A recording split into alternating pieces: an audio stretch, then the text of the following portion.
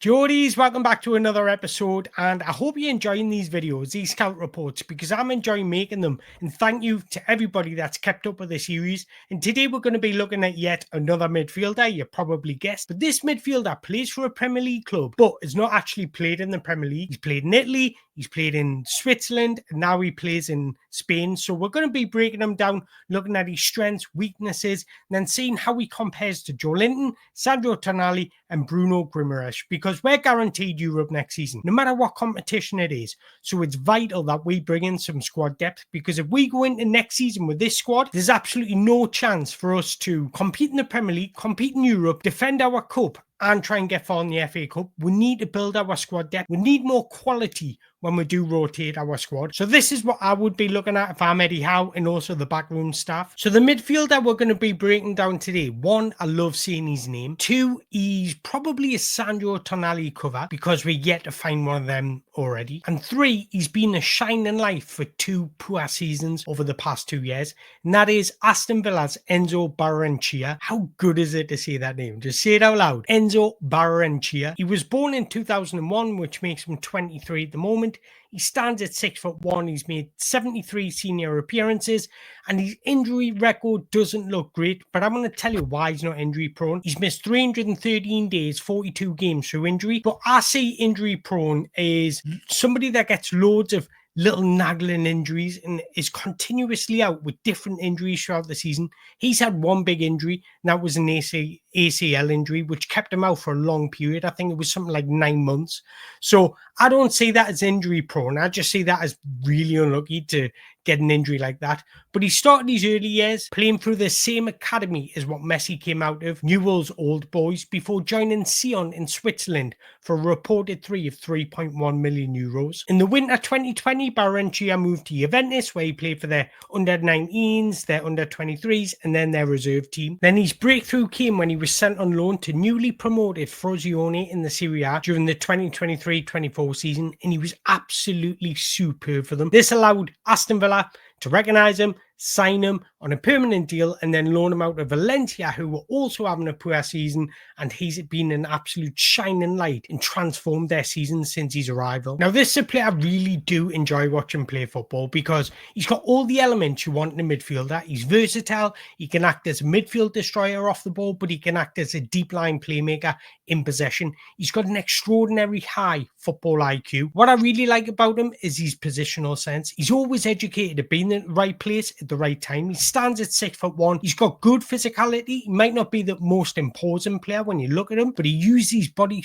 really well in duels. He's aggressive when he's pressing, but he's also assertive when he's challenging. He's constantly scanning. This is my favorite thing in a midfielder. Somebody that constantly scans, and Enzo Barrenechea does it. His concentration levels are superb. You never see him switching off, and he's always looking to show for the ball, to receive possession in pockets of space, but also break up play and stop and nullify opposition attacks. His defensive instincts are excellent. This has been developed through his positional awareness. So he would bring a lot off the ball. His positional awareness is exceptional. He's got great discipline, so he always holds his shape. Not only that, he reads the game so well. So when you're looking to stop transition threats, Enzo Barrenechea can do that for you. He's so good at just anticipating where the play is going to go and breaking down the team's attacks. So he's an active tackler who boasts a strong tackling ability. He prioritizes winning the ball over screening, covering, or delaying. His versatility in his tackling also stands out. He's excellent when reading opponents' movements and snatching the ball beneath them. So he's good in one-on-one situations, but he's also good at breaking up play and blocking out passing lines. So when we're out of possession, his execution of speed is absolutely excellent. His speed of movement is excellent. He's got these long limbs that contribute to him covering the ground quickly. Then in possession, he's really underrated. He's technically excellent, and he's got admirable close control. He brings exceptional passing range, whether that be short, medium, or long. And his progressive statistics in his passing is absolutely phenomenal. And that fits in nicely with Newcastle United's style of play, because we want to be expansive in possession. We want to move the ball as quickly as possible up the pitch. So we're so good when we're progressing the team into another third. And that's exactly what Enzo Barrenechea does. He's pretty much a deep creator. So receiving the ball off the centre backs, receiving the ball off the goalkeeper, and then he plays from there. He's got exceptional vision vision from deep areas. So he's got the ability to pass through the lines. He's got the ability to play long passes out wide, or both to progress his play into a different third. So he's really good at just advancing the team into the attacking third. One of my favourite things about a midfielder is somebody that never goes hiding, always becomes an option out in possession, always looks to find the ball, always wants the ball, always wants to receive the ball, and always wants to play forwards. And that's exactly what Enzo Barrenechea does. Never goes hiding, always happy to receive the ball at any part of the pitch, but he's got this exceptional vision from deep areas. And I can just imagine it now when you've got Anthony Gordon look to break quickly, when you've got Alexander Isak looking to move into space, and then you've got Enzo Barrenechea who's got quality in execution in his delivery. And that's exactly what he would bring, but he's also tenacious, aggressive, and an active tackler out of possession. So I'm going to look at some of these statistics from this season against Valencia teammates. He sits 9th for expected assists, 7th for key passes, passes in the penalty area 8th, progressive passes 4th, but he's had 115 this season, which is exceptional. Shot creating actions 6th, goal creating actions 3rd, progressive carries 10th, successful take on 6th. Enzo Barrenechea's preference is to pass rather than carry the ball. He's good in little tight areas where he can receive and just maneuver out of tight areas, but he's not really a progressive carrier. He doesn't drive forwards with the ball as much as he plays the ball forwards. But I kind of feel like that suits Newcastle's style because we move the ball into space.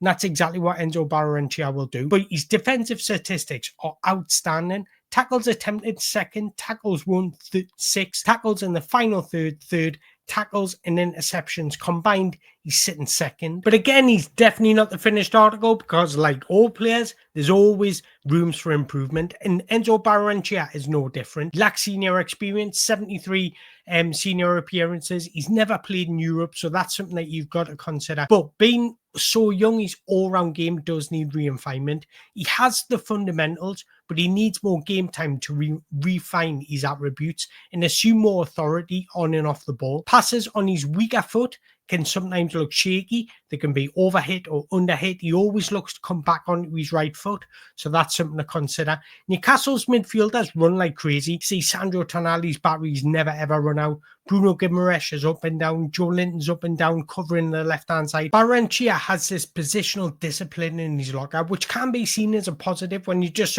want somebody that can just screen the back line, step out and press when they need to.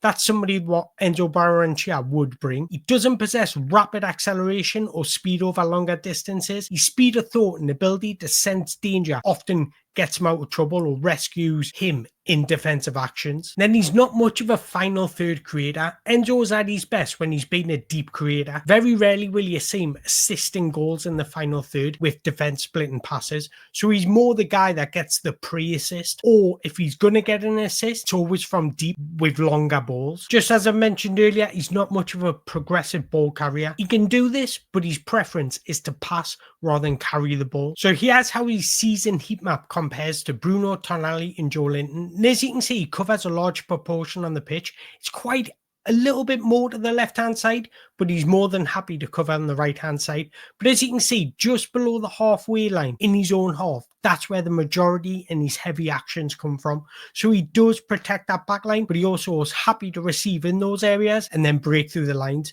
And that's something that I love about Barrenechea. And I think we need a little bit of that in Newcastle United. Somebody that can, there's a terminology in football where it's called find a pass. And that just means when you're taking the sting out of the game, and Enzo Barrenechea can do that. Sometimes it doesn't always have to be 100 miles an hour. Sometimes you just need somebody to receive the ball and then find a pass. Find a pass just means playing it to the right back, playing it to the left back, just taking the sting out of the game.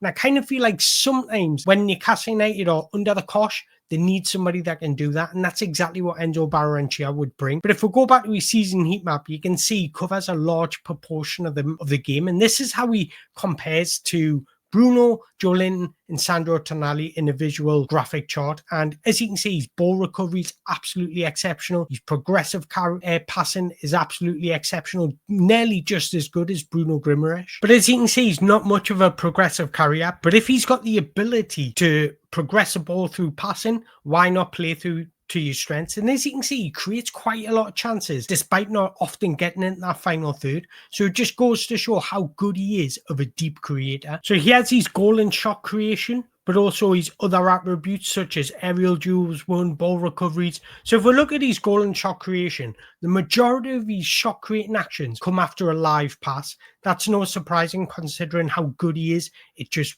finding balls and with his vision.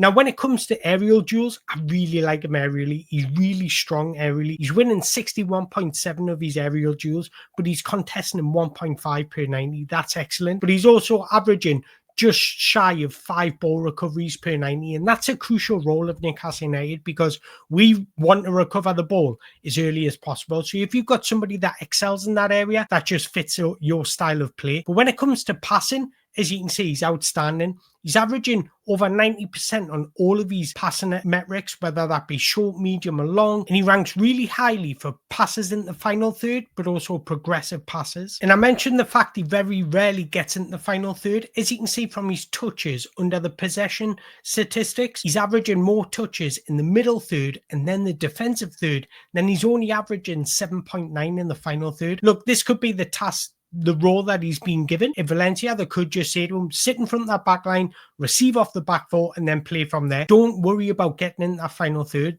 Leave that to other players. So it could just be down to the style of play from your manager. So if he was at Newcastle United, I'm sure Eddie Howe would allow him to advance sometimes in that final third. So I would expect that to increase because we see Sandro Tonali doing it. But I also think because of his defensive awareness, he could also play that Joelinton role. I wouldn't feel comfortable in him playing that Bruno role because I don't think he's got that creativity in when you're in confined and tighter areas and in the final third where you need to combine with teammates. He's at his absolute best where he's delivering balls from deep. But again, his successful take-on and his successful take-on percentage is quite low, but also his progressive carries. He's averaging less than 1 progressive carry per 90. That just goes to show he doesn't carry the ball very much. But again, that could fit Newcastle United's ethos. And when it comes to defensive statistics, these are excellent. Absolutely excellent. He's averaging more tackles than any of our midfielders, and he's averaging 3.4 tackles and interceptions combined per 90, which is excellent. But what I really like about Enzo Barrenechea is his long range. He's got such good tackling angles. He can tackle from all sorts of different angles, whether that be a step tackle, an aggressive tackle, a shoulder barge. He's got it all. And that's highlighted in his dribbles when he's competing against dribblers. He's averaging 68.2% of his dribblers tackles won, which is absolutely phenomenal. So he's so comfortable in one-on-one situations as well. This is how he compares to all three of our starting midfielders. As you can see, when it comes to open play passes completed, passes percentage completed, long passes completed, the completion of long passes, he absolutely trounces any of our midfielders. So his ability to get on the ball and set a rhythm of the game and dictate play is absolutely phenomenal. When it comes to through passes, he's averaging less than any of our midfielders. And again, forward passes, only Bruno plays more forward passes than Enzo Barrenechea. And when it comes to the defensive side of things, as I mentioned earlier, he's averaging more tackles than any of our midfielders per 90. But what I really like about this graphic is how good his success duel is. He's only Bruno is averaging more ground duels than Enzo Barrenechea, but Enzo Barrenechea has got a higher success rate. So it's not, for me, it's not about how many you get involved in, it's how many you win. You can get involved in 1,000 duels per 90, but if you only win in one of them, it's absolutely pointless. So you've got to win your duels. So it goes to show that he can win his individual battles. He gets on the ball a lot more than any of our midfielders, but he's also blocking more shots and having more clearances than our midfielders. So his ability to get stuck in off the ball is absolutely there. He's got that Argentine aggressive edge to him, which I really like, but he's also composed and intelligent in possession. Now, this is how he compares in a statistical graphic point of view against our midfielders. And as you can see, he's playing more progressive passes than any of our midfielders. He's competing in more defensive actions, but also winning more defensive duels than any of our midfielders. Where he does fall short is carrying the ball. He's ranking the lowest out of any of our midfielders. But when it comes to forward passes, forward pass percentage, he's averaging more than any of our midfielders. And you've got to think he's doing this in two teams that are shocking. He's doing this in two teams that have been battling relegation.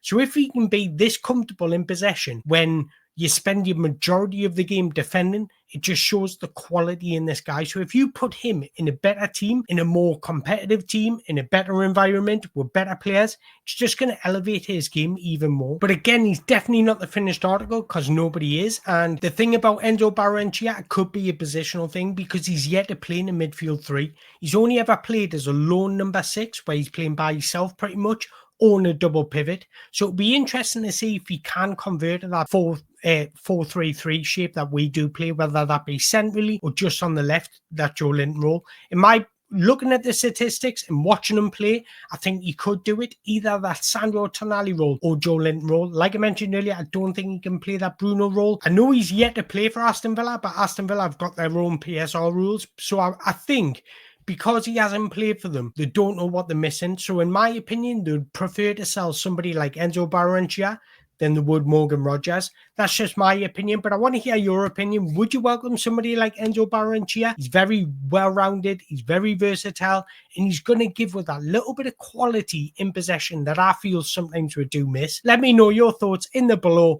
And also, if you've enjoyed this video, make sure you hit the like button, hit that subscribe button, and until next time, away the lads.